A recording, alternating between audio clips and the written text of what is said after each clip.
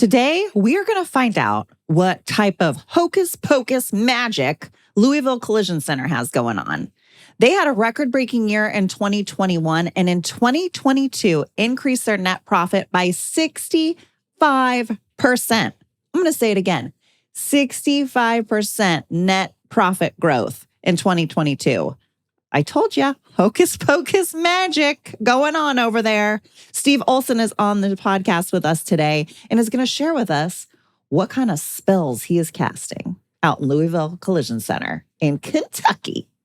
Welcome to Body Bangin', your podcast for all things body. Auto body, that is. And now, introducing Body Bangin's host, Mickey Woods of Mickey Woods Marketing. Mickey is a former auto collision center owner and is now a marketing and business development expert to shops across the globe.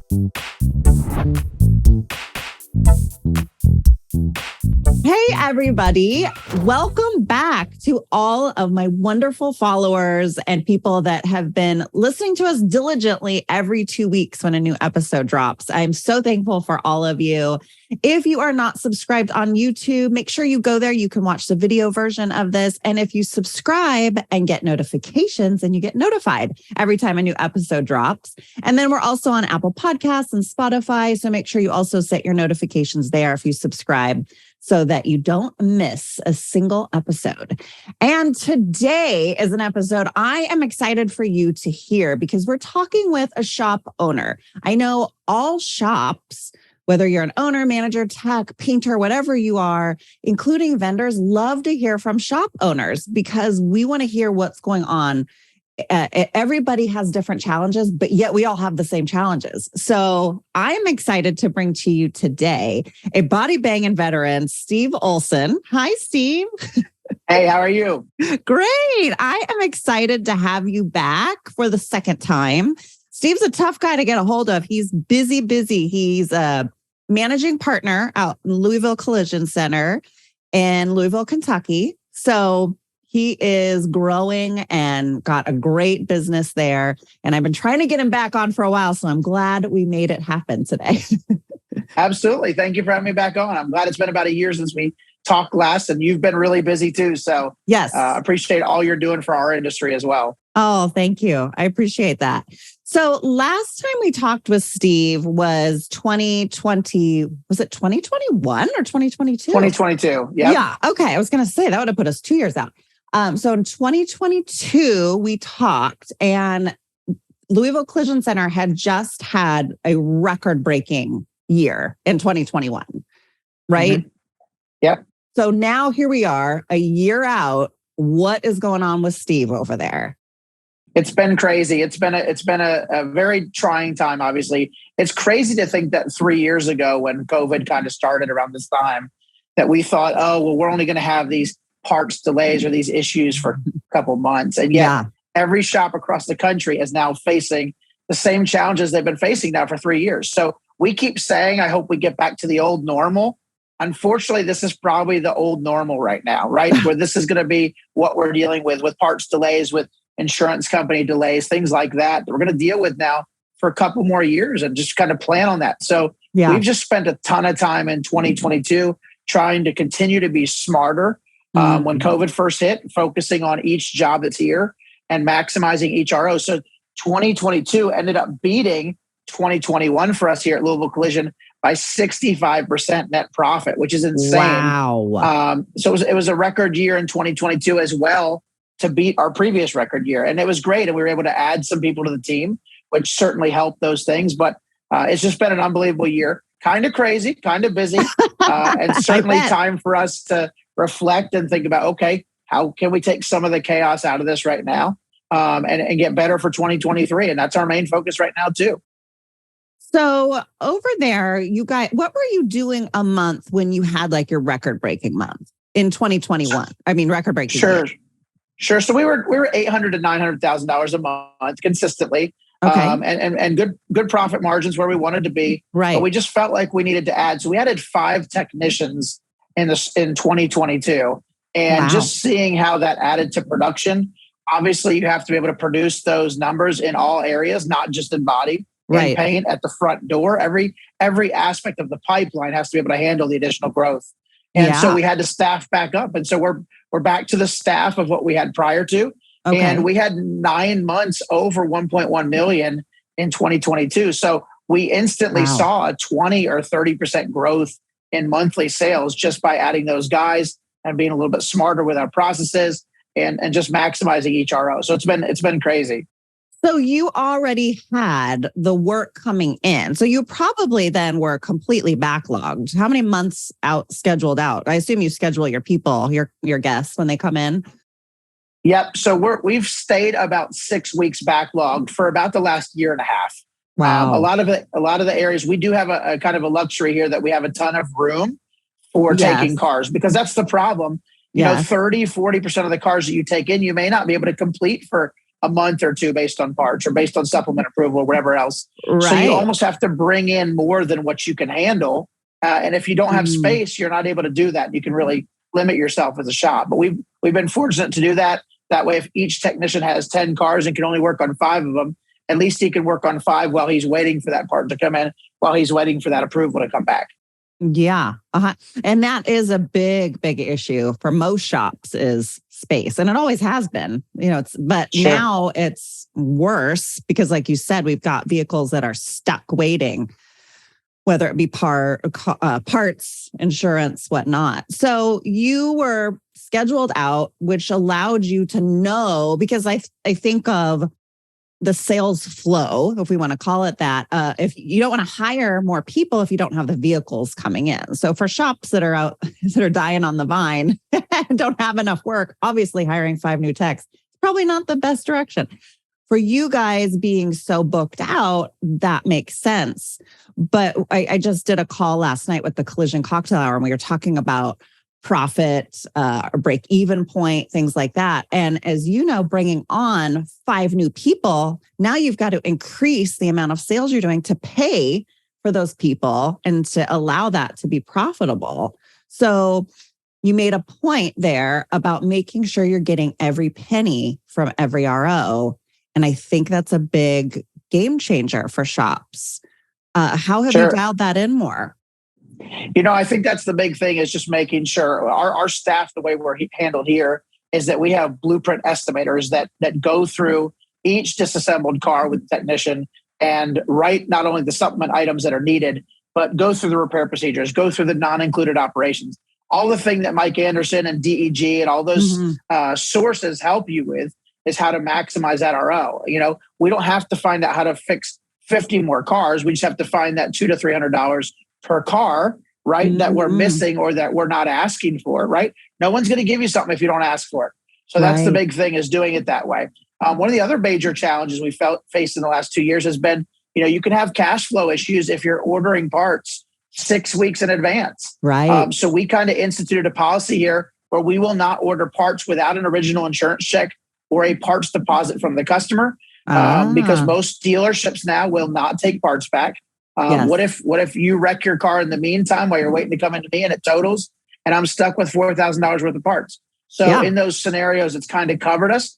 It took us getting burned a couple of times till we realized, because we had never been scheduled out 6 weeks before. I was used to seeing you on a Tuesday and scheduling you a week and a half later and having you drop your Lexus off, right? Right. But that's not the case anymore. So that's kind of the big thing, is how does that work? How does that change? And how do we kind of handle that? And it's been something we've learned.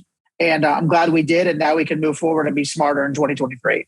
Super interesting point about that, because I hear a lot of, obviously shops are frustrated with the parts issue, but especially with the dealerships, we used to be able to return parts. It was not an issue. And it's interesting now that we've got dealerships really cracking down, especially the higher end dealerships, which mean your parts are that much more expensive. We're not talking a Honda bumper. We're talking about like you said, well, you have Lexus, you have BMW, a higher end bumper that costs maybe 4 times what the Honda bumper costs, but you can't return it. Even on small things, they don't want it back.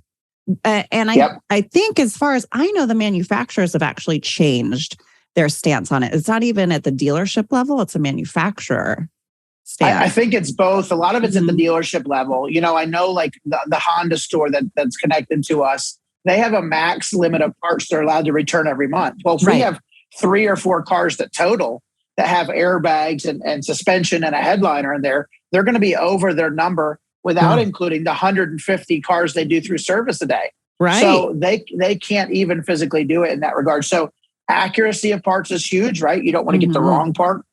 We've bought a lot of parts off eBay, as crazy as that sounds. I bought an eBay off Canada, off a person in Canada to get it for a car that I was 6 months out waiting on a grill for a Cadillac Escalade. Wow. It's just crazy what we've had to do.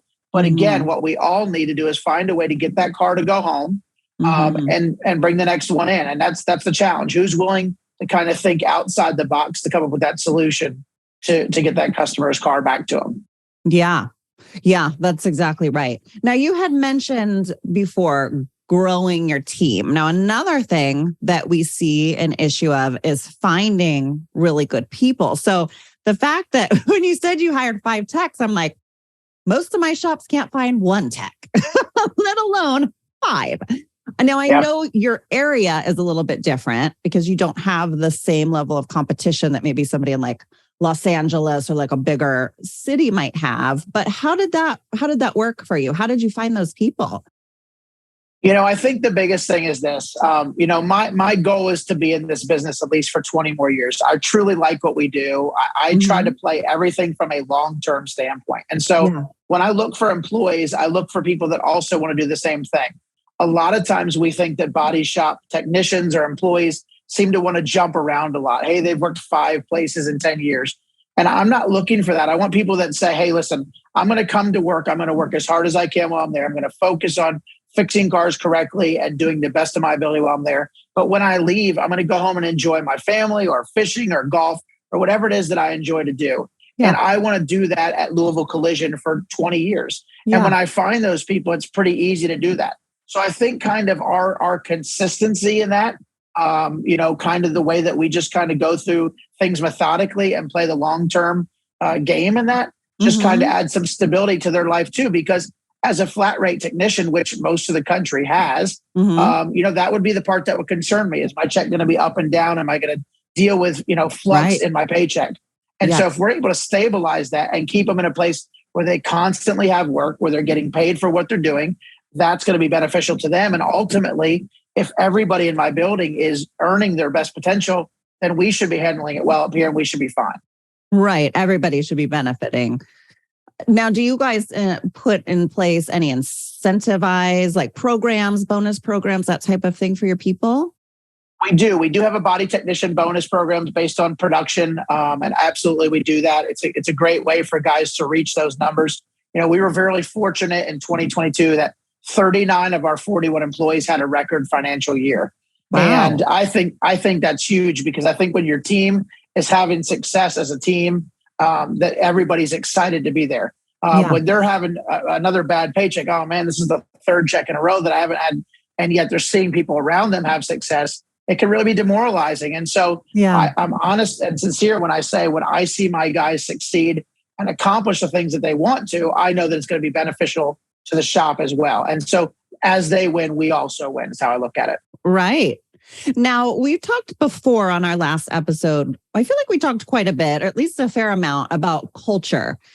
And you're a big culture guy. And I think I mentioned back then, and now it's about that time of the year of you had posted a picture, because Steve's posts a lot of great stuff on social media. You're very active there. It's awesome. I love your pump up posts in the morning when you're driving to work. Thank you. So Steve was out shoveling the snow out front of the shop. It's like, nobody's too good. I'm not too good. I'm not too, because I'm the boss. I'm not doing it. He was out shoveling the snow out in front of his shop. And it really, to me, as an outsider, spoke to the culture of the business, that if the owner is willing to go pick up trash, if the owner is willing to shovel snow, if the owner is willing to do, nothing is beneath him. There's something to this. And we talked about culture then. So share with me a little bit about what you base your culture off of there. It's awesome because I just shared a picture, I think, the other day on LinkedIn, and it was right after the Super Bowl. And it's the story about the running back who got the first down for the Kansas City Chiefs. And instead of running in the end zone, he slid down at the 1 yard line, right? Mm-hmm. and talked about how this could have been a dream of his for many, many years to score a touchdown in the Super Bowl. Something he could tell his kids about one day, his grandkids about, an experience he's never guaranteed to ever have again. Yeah. And yet by him sliding down and not scoring, it guaranteed that the Eagles would not get the ball back and that Kansas City could win the Super Bowl. So by his sacrifice, by him choosing to put his personal gain aside, the entire team gets a Super Bowl ring because he cared more about the team winning than his success in that moment. And that's huge, right? Yeah. So it has to be about people saying, hey, listen, it's important that I help this team be successful, because as the team is all successful and keeps growing, then the individuals can be. But if everybody in that building is just thinking about themselves, if that business crashes, then they don't have a solution to go out there and continue to do what's important to them and to reach their personal levels. But if they're willing to focus on the team and how can I help the people around me be successful, then the team can have success. And then that just brings them stability and long-term, basically the ability to be in that situation for a long time. And like I said, as a guy that wants to do this for 20 more years, that's what's important to me, is how do I give that long-term sustainability, that long-term, just take that pressure off of them where they can come to work, do their job, and then go home and enjoy what's important to them. I'm going to interrupt this podcast for just one quick second, because a lot of people wonder, Mickey, what is it that you even do besides host a podcast? Well, I do marketing, and really the biggest thing that I do is help you drive more traffic to your business. And not even just more traffic, but consistent traffic to your business. As a former shop owner, I know how important that is. So if that's something you're interested in, or you just want to talk about marketing or developing your business in general, feel free to reach out. You can visit collisioncentermarketing.com. There's a calendar on there, and you can just book a time that works for you, and we'll set up a phone call. Or you can email or call me, and my notes are down in the description of this episode. But I hope to hear from you. I'd love to help you build your business. But in the meantime, you better get back to this podcast because it's really good.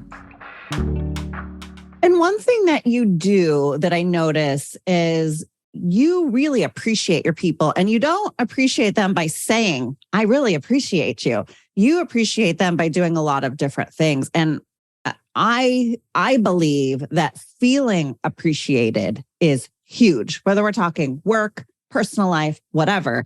People want to feel appreciated. And one thing I've seen you do before is take your people out to a high-end restaurant. I mean, who does this? Very few shops out there are doing something like this. So we just did it in November. Yeah, we did it in November as kind of a way to say thank you to our employees and had them bring a +1. We wanted them to bring their spouse so that they could celebrate, because yes, they're winning with us here, but it's also their spouse at home that's helping them have the ability to do that. And while that was an amazing experience, I'll tell you something even crazier that happened out of that. So I'm going to my employees saying, hey, I need a head count. We're doing this dinner, the nicest restaurant in Louisville, Kentucky, steakhouse, unbelievable. And I went to one of the guys and said, hey, I have you and your wife down. Is that right? He said, well, she's not going to be able to go because she's having knee surgery a couple of weeks before, and she'll be out. She's so bummed she's going to miss the dinner, right? Yeah. And so I'm thinking, man, this stinks. This is 6 weeks away. She's having surgery in 3 weeks. So I immediately came up front. I bought a gift card for the steakhouse and gave it to him the next day and said, listen, I want you and your wife to go before the surgery because you're still part of it. I still want you to share in this. Yeah. So he and his wife and 2 kids went to this and had this amazing meal. And the fact that it meant that much to me that his wife was included in the celebration. Yeah. It was almost a tearful moment, honestly. Yeah. The fact that somebody would actually care that his wife was still, it's not my fault she had to have knee surgery, but I recognized it was still important and I wanted it to still be important to them. So again, I think that's just a way to kind of connect and show. I would definitely take experience over money. If I got a Christmas bonus, I'd probably go pay my higher electric bill. I wouldn't do anything special with it, right? Where if somebody sends a chef to my house to cook dinner for me and my wife, that would mean so much more because it's something I'm not going to spend my own money to do. Right. So I think it's definitely about the experiences and what you can do for your people, and let them know that you genuinely care about them as a person. And not every place does that. So if you can be that shop in your market that's doing it, you're going to pull people and people are going to want to be part of what you're doing. Yeah. And I think that's a big reason why you were able to get 5 technicians. And then also through the growth and the evolution of your business, keep the people that you have. Because especially in the culture that we have right now, somebody's always willing to offer you more money. Like that seems to be the easy play. Well, how much you making? I'll give you more. We know as people, there's so much more that goes into it. And that's the culture component. And you have it there. Is there anything else that you're doing that you feel like really endears your people to you? I had this explained to me because I actually coach my sons in my spare time. I coach my son's soccer team. Yes. And we had one of the seniors come over and was helping us. And she was talking about really skilled players. She was talking about how when she defends somebody in soccer, that her entire goal is to stay stride for stride with that person and not to go after them, but to kind of be reactive a little bit. And then the second they make a mistake, to step in and take the ball. Not that she would go after it because that's how you can get burnt and somebody goes around you and scores. But to always keep the problem in front of you and just stay with it. Yeah. And so I feel like kind of what we do every day is we know what's important to us. Yeah, it's great if we're able to win a national award or be nominated for something like that. That's great. But who we are as a company is we're a group that fixes cars. But most importantly, we help people with a problem, right? And we know what our path is and we're staying steady. And yet we see these businesses around us that are having turnover, that are having turmoil, that are having changes. And that makes technicians uneasy. And when technicians are like, I'm not sure about this new manager. I'm not sure about this new group that just bought us out, right? They want stability. They want things to be, okay, I don't have to worry about things. It's going to be consistent for me.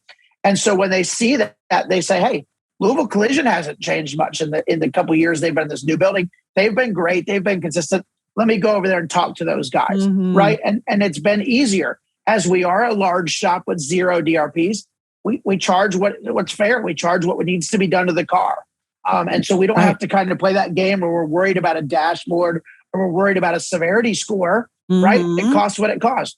That's right. So that's kind of the focus for us. And I think that's what helps make us attractive to other people as well. We stay consistent. We watch other people around us make the mistake. And then we may step in and say, hey, here's an opportunity for us to go get a really good technician that's looking for a 20-year place. And that's us. Yeah, what a great story. One thing that I really admire about your shop there is the care that you take with your guests when they come in. It's something we touched on last time, and it really speaks to you growing your business. 65% is insane.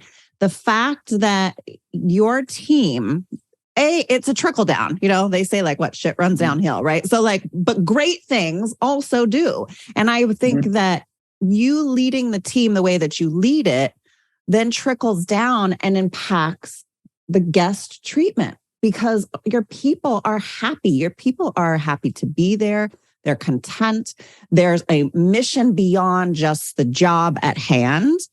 And I know how your people treat guests when they come in. We talked about it before, sitting down, having a conversation. How are you doing?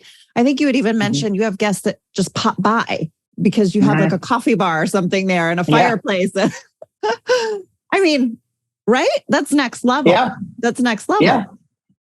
Well, it was really important when we moved to this building because we had been in a building that was only 16,000 square feet, moved into this one, which was 40,000. And of the 40, 10,000 of it is the lobby, right? So inside estimating was one of the things we want to do. We have days when it's 12 degrees. We have days when it's 100 degrees. And that's not fun for the guests. So we thought, okay, here's a climate controlled area that we can look at 6 cars at a time and write estimates on. And that's been a big game changer for us. But a key part for us before we moved in here was it doesn't matter if the facility is 5 stars, if the service isn't 5 stars. Yes. Right? Go back to that restaurant. The reason we go to this steakhouse in Louisville is because the food is unbelievable, but the service is right there with it, right? Right. And typically you don't want to have one with the other, right? Disney's the same way. Yeah. The experience is great, but the service is great. So these are things that we were like, hey, it's going to be super important. It's nice that we have white leather couches and a coffee bar in a body shop. Yeah. But if we're not nice and care about the customer and willing to sit there next to the fireplace and talk to them about it, it doesn't really matter. So it's made it easier and people's guard is kind of down when they're in this environment because They're used to being in a nice area at one of our dealerships, buying a car, have this amazing experience with a bow on it. And then bam, someone runs a light and slams into them, or a 16-year-old texting, smashes up their wife's car, whatever the deal is. And so here's a chance for us to kind of bring that experience back and say, have a seat here. Can I get you something to drink? Let me go through it. The other thing is too, we try to constantly, when we're out of town for training or conferences, go see other shops. And here's an idea that these guys do. Nylands in Colorado has a plaque next to the car that says, hey, welcome back to your vehicle, Mrs. Jones, or whatever. And I'm like, man, what an awesome idea. Like, you're totally personalizing that pickup, that delivery experience. So there's examples of that. And if you're willing to forget your ego for a second, you've been doing this for 8 years or 23 years or whatever the number is, and say, hey, I just want to learn from some people around me. You can pick up some really good habits from people that are doing some pretty good things across the country. Yeah. Well, and I think that's part of what this podcast has been able to bring to people. Those that aren't getting out and traveling to see it in person get to hear from people like you. What are you doing? What are these cool things that you're doing that I haven't even thought of? Oftentimes we're so stuck in our own worlds, it's hard to get out of our own heads. So I appreciate you getting out there and checking out other things in person, but I also appreciate your candor and sharing what you guys are doing there, because it helps anybody that's listening wanting to, and we all want to be better, do better. I believe, I think we really do, for most of the people listening. So you guys are potentially growing. Yes. What does that look like? So I had an opportunity recently to purchase a second shop with the same partner that I have here. It's a great opportunity. Wonderful. In Manchester, New Hampshire. Might have wished it was in a warmer spot, especially in the winter months. But it's a tremendous shop in Manchester, New Hampshire. Really excited about it. It's again, very similar business model, supported by dealers, but operates as an independent and has an unbelievable team there, a great manager there already. It's just a team that needs to kind of go in, and it's, again, kind of a project for me to start. As guys, we always want to fix something, right? That's probably our problem. When you women are telling us what your story and we want to fix it, you're like, just shut up and listen, right? We're fixers, right? So once we get something kind of headed in the right direction, which we've been working on here now for almost 8 years, now it's like, okay, where's our next project? And so it was a great opportunity. I got a phone call last year. Hey, is this something you'd be interested in? Spent a couple trips up to Manchester. Awesome area. It's about an hour north of Boston, and just an unbelievable team there, crew that's doing a great job. And now's my chance to go in there and help them kind of do the same thing we did here, to grow, to re-identify with who they are after a sale, a year and a half after a sale. And how do we do this now? And how do we come up with our new identity? Because the identity here, when I got here 8 years ago, wasn't good. It was the worst shop in town. How do we change that? How do we change that and make that to be where we can be one of the premier shops in New Hampshire? How can we be the only Lexus certified? Or how can we do this or do that? Right. And so there's a ton of opportunity there. I'm super excited. And I'll be obviously excited to head up there and spend some time up there as well. But super confident in the team that's there and excited to make it shop number 2 officially. So. Yeah, well, I guess you can't call it Louisville Collision Center. No, right? So I have an LCC, which is here, and an MCC. So I guess we'll just go through the alphabet, picking up, CCs. So that's fine with me. That's really cool. And there are shops out there that are looking to grow, that have something really good, and they've improved their processes, their procedures. We talked about basically how you're growing your average RO is how you're able to grow your business really, truly successfully. We can do all the sales you want to do, but if your net profit is caca, what's the why?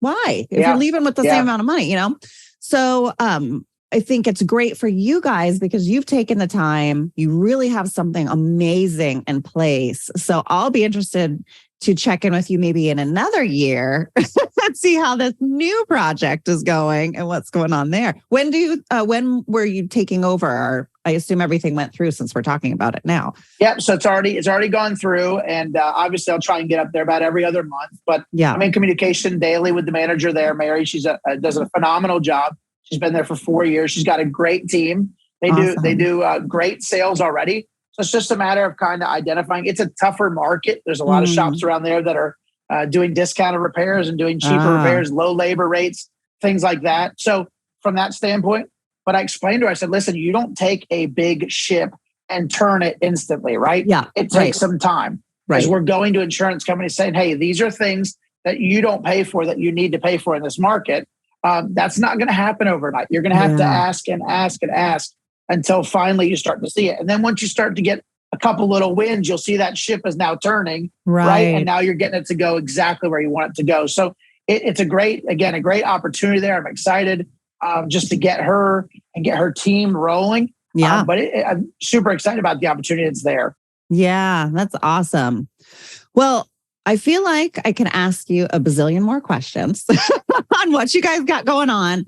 I'm really thankful for you and what you're doing in the industry. I am appreciative that if you're watching or listening, check out Steve Olson on LinkedIn. I know you post a ton on LinkedIn because he's very transparent with what's going on in his shop. The social media posts that he's putting out there are also very personalized for guests. Because the guest, if you're doing social media, you want your people to feel connected to you. And when you have posts like what Steve is doing, your guests are going to feel connected. It's not like, oh, I'm dropping off at this place. I don't know. It's nerve-wracking. You're upset. You're anxious because of your accident.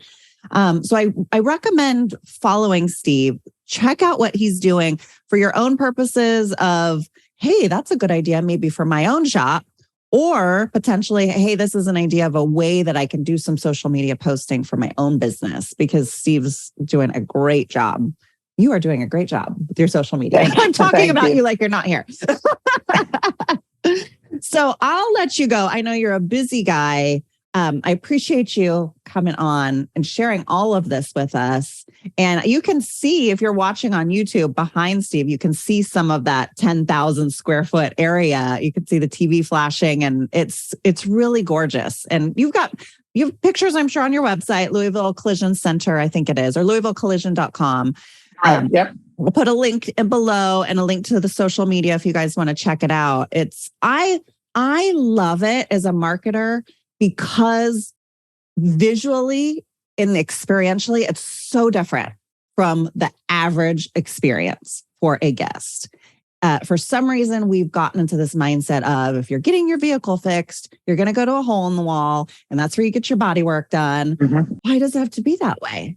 And Steve and his team have really flipped it on its head. And I would love to come out, hang out there for the day. I mean, it's so beautiful. Anytime you're welcome to come out here. Luckily, I have a couple of bougie friends that helped me kind of lay it out. Yeah. I'm not an interior guy. I'm a car guy. I love cars. Yes. But I called a couple of guys and I'm like, all right, tell me what we're going to do here.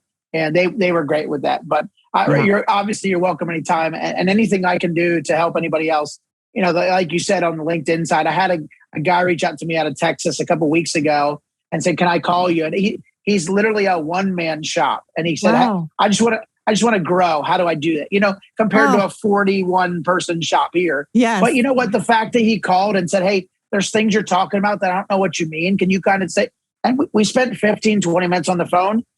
Helping that guy is awesome. And so many people have helped me along the way. I'll be glad to pass on anything. If it's useful, I'll be glad to pass on and to anybody. So, I love that. That's so sweet. I love that guy. I don't even know him, and I love him. That's so cool.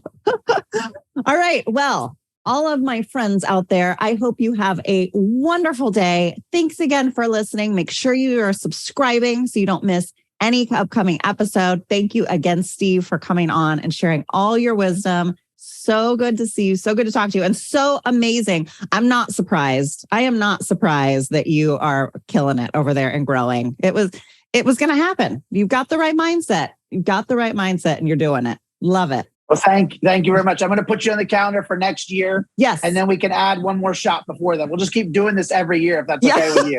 There you go. I'll be your accountability partner. I like it. Yeah. I like it. All right, everybody. We'll see you next time. Bye. Thanks, Vicky.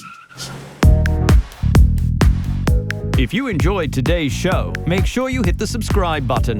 We have some incredible topics and guests coming your way you will not want to miss. If you are watching on YouTube and don't want to miss the latest and greatest, you'll want to hit the bell after subscribing, so you will get a pop-up each time a video podcast goes live. To our devoted fans, would you mind paying it forward and sharing this little gem with someone else you think may benefit from it? Much love from all of us here at Body Bangin', all things auto body.